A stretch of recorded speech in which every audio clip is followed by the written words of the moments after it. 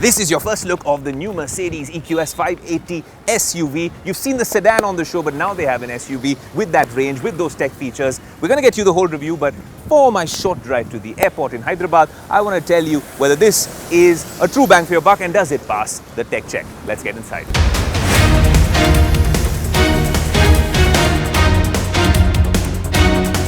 Cruising through the fireflies as I drive in Hyderabad, the Mercedes EQS 580 SUV. The sedan was an absolute pleasure to drive. This one's a smooth criminal as well. Very stiff suspension, and of course you have a bunch of different modes. It has a dynamic air suspension. They claim this comes with a range of 809 kilometers. So if it's giving you 600 to 650 kilometers in the real world, I think that's a great deal by itself. It would be perhaps the longest range you get on any electric SUV. I'm just going to turn on the air conditioning because it's a little warm here in Hyderabad. The weather has been changing. The car obviously comes with a bunch of features. I want to tell you about some of the top features in this car while I drive to the airport.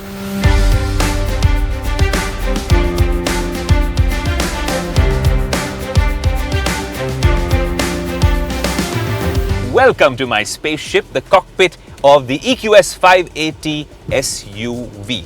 This is perhaps the SUV with the maximum amount of range in India when you're talking about an electric SUV. Luxury extraordinaire. Okay, this is the real test of the EQS 580.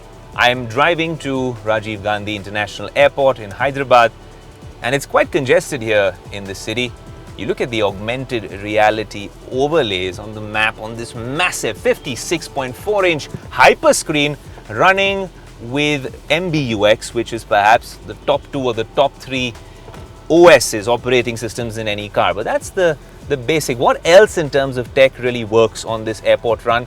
If you have a lot of luggage, this car has nearly 800 plus liters. If you put the third row of seats down, honestly, it's not a car where you'll use the third row of seats, but if you really want to use them, you can have the kids at the back perhaps. The middle is luxury, absolute luxury if you talk about the middle row. And if you fold that as well, you have over 2,000 liters of space. So no shortage of space in this SUV. Industry and class leading range on this one. Over 800 kilometers is what they claim. Over 600 kilometers is what we get when you're driving this. A really cool feature that no one talks about on the EQS 580, and this is my first time driving in Hyderabad, so bear with me because I'm trying to get a hold of the traffic. I feel quite confident, and it's reassuring that you're sat in quite a safe cabin like this one. If I flick the paddle shifters, this is not gears that are changing on this electric car. They are actually, well, recuperation levels. If you want brake regeneration, how much should the recuperation energy be? Should it be, well, the braking be a lot more jerky? Should it be stronger? Should it be eased out? That's what this controls. And if you flick it twice, this one, it goes into intelligent recuperation mode, which I find fascinating based on how I drive and based on the amount of space between me and the car up ahead.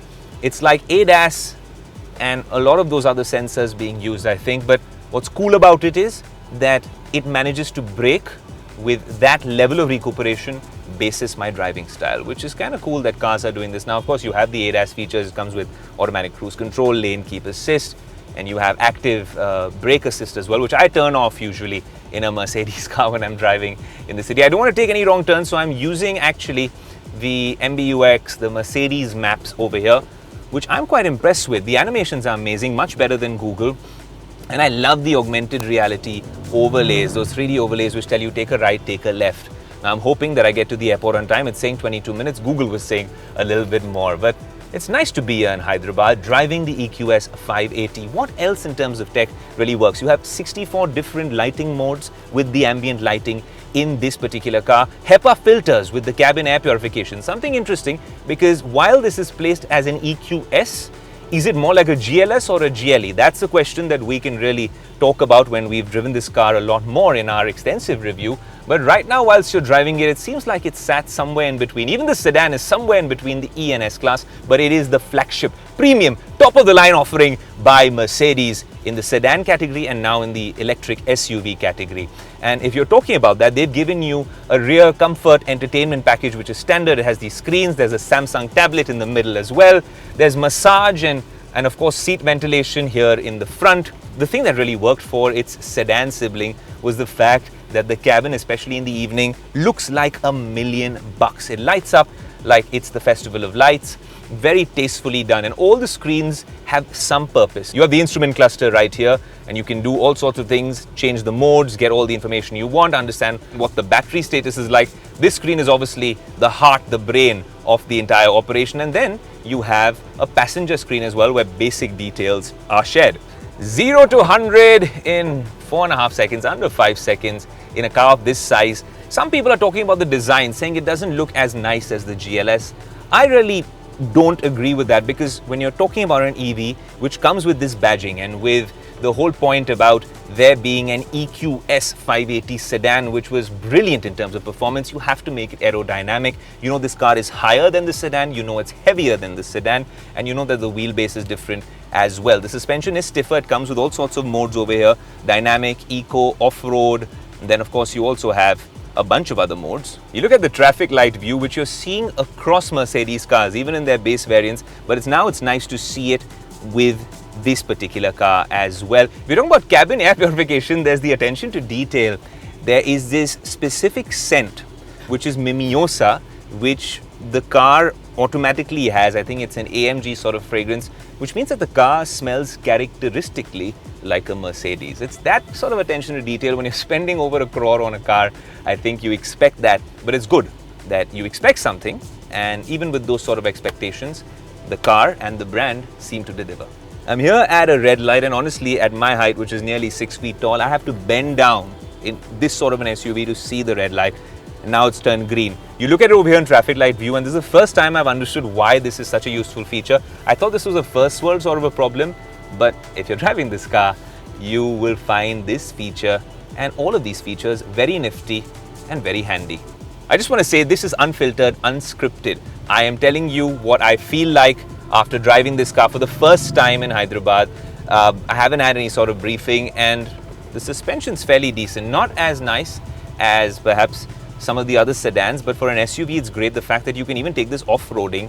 The turn radius is absolutely amazing in this car because it has a feature from its sedan sibling, which is rear axle steering. It tilts at 10 degrees. Really, taking a U-turn in this car is like driving a small car, honestly. For a car this size, it is fascinating that they've been able to do this. I know a few other luxury cars do this, but it's high time any car which is over a certain length gets this feature. The heads-up display is just mind-boggling in terms of it being a full screen altogether. I know these screens are counted when all the reviewers talk about it, but what I'm seeing on the heads-up display is the least, well, intrusive in terms of how it's projected up ahead of me, but it's giving me all the data I need. I don't need to look at the screen at all, which is a great implementation. I think Mercedes gets it right with refinement, and they're doing so well here in India. There are a lot of learnings. A lot of people said Mercedes are not cars that are meant to be driving. They're cars that are meant to be driven in. BMW cars are more performance oriented, but what you're seeing with so many launches, and there's way too many launches from the house of Mercedes, but we're happy about that. We have more to review, and you realize that with every iteration, the tech gets better, everything gets refined, and the India team is open to feedback. There are things we've shared after drives. It's very reassuring and nice to know that some of these things are taken seriously. You've seen this with some of the Indian manufacturers as well, and it becomes a responsibility on our part to make sure that we are reporting how we feel. In this particular car, I think the cabin's done a fairly decent job. 0 to 100 in under 5 seconds in the EQS. In sport mode, it definitely does the job. It's going to take a quick turn here. Continue on airport approach road for 3 kilometers. What an absolute joy to drive this SUV. It's going to be an interesting road trip companion for sure.